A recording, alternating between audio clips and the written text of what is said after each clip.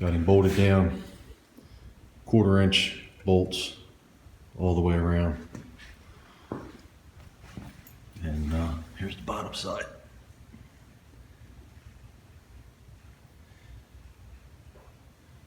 Gussets all welded up. Wheels looking good. I did add a little gusset on the wheel bracket on the longer side. It seemed to me like the weight was concentrated more there when you tilt it back. And we put a nice coat of semi-gloss black on them. It's very, very stable. I fired it up the saw a couple times, just hit it and played with it to see what it was going to do, and it didn't even try and wiggle around or dance or anything, so I'm pretty pleased.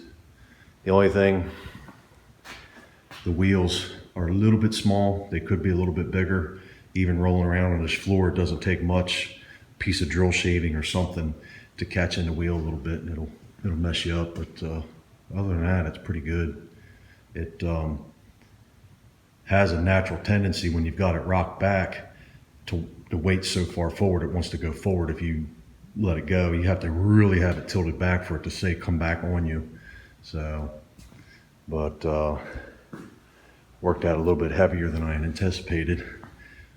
I think overall, I think it's over 300 pounds, but the weight is mostly concentrated at the bottom.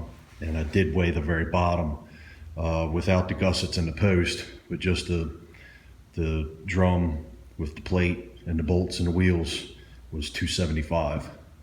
So, and I know that 1/4 wall thickness tube and the 1/4-inch plate up top, I'm sure that's over 15 pounds, plus the power tool. I know that thing's at least 25 pounds. So that's her. I got 3 more to build for myself.